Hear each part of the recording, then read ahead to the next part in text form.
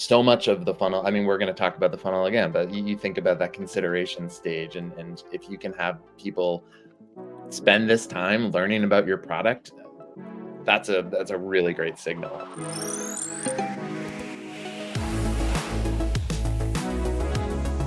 The reason that we love webinars so much is that they can be a fantastic anchor for integrated campaigns. They're really a gold mine for that. And we're going to get into what I mean by that a little bit more. But one thing just off the bat is that webinars serve multiple functions, or can serve multiple functions, in a way that almost no other marketing asset can do.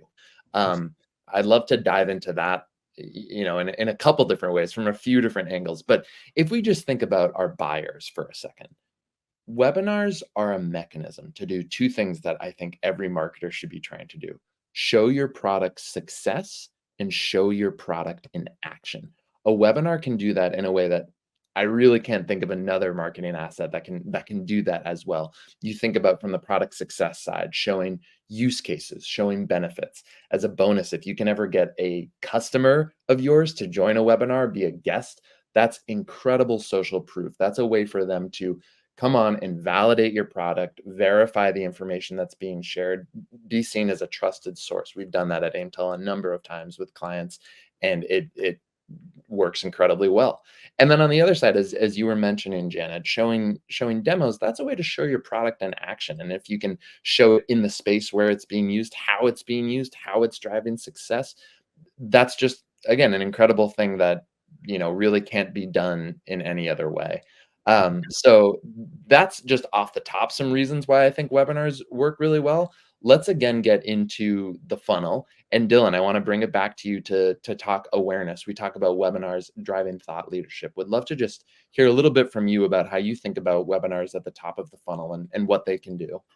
Yeah, 100%. I think you're spot on with your analysis of just the ability to really engage with your customer base and, have that like one-on-one, not one-on-one, but like real-time interaction, I guess you would say, when it comes to the webinar content. One thing I did want to point out as well when it comes to like the registration rate, because I think sometimes it can be discouraging for, maybe the first, second time around if you have X amount of registrations and then not as many like actual attendees for the webinar itself. One thing to keep in mind when it comes to the lead gen angle is that, just that initial registration alone is a great sign. When it comes to lead scoring, that's like a couple of points in the right direction as well, because it already shows a sign of interest. They're really curious about what you have to say, the information that you have to offer, and things like that. So even if someone does register and don't end up attending, don't take that as a sign of like disinterest at all. I think there's still a lot. Well, a lot of people will sign up to get it. I do that all the time. I'm like, I can't attend that, but I know I'm going to get the webinar and the content afterward, and then I'll watch it on my own time. But you want to hit both experiences, like Absolutely. Give people the content so that they can consume it in the ways that they like, when they can and how they want to. I think that follow up is like an important piece of it. Absolutely. Yeah. Yeah, 100%. If you're able to, do you think? Oh, go on. Oh, sorry. No, I was just going to say, like, if you're able to even deliver with that on-demand aspect as well, that there's like longevity to that as well. It's like, okay, like I know that I'm going to be able to get these resources. Maybe I will be able to attend the next one. Like you're on their radar now, so definitely. Right.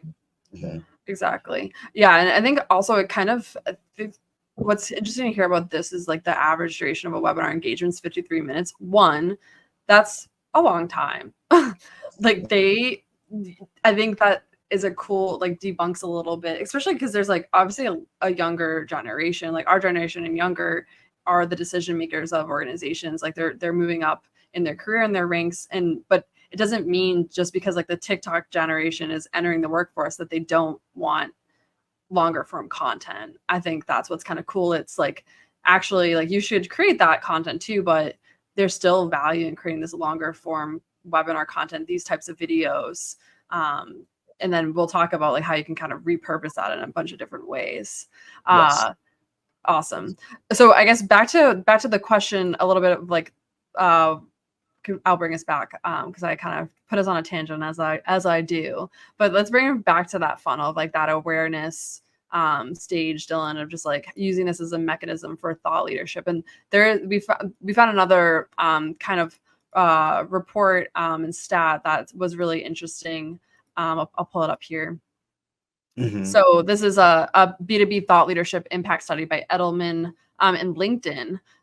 So they kind of did a little bit of an analysis on the importance of thought leadership and content. If you want to speak to this a bit. Yeah, no, for sure. I thought this was a really interesting study as well. They point out that, 64% of buyers point to an organization's thought leadership content as a source of, just understanding the level of trustworthiness, and helping them to assess the capabilities and competency of different organizations, product services that they're considering. So I think that's definitely something really, really valuable to keep in mind. Just the idea of leveraging your organization's leaders and putting them at the forefront. That's a really great way to build trust with your target audience, and also just really humanize yourself and your company as well. I think it's really, really helpful. As Jenny mentioned a little bit earlier, the idea of faces on the feed, that's something we notice a lot within social content, like being able to have people kind of front and center on people's timelines.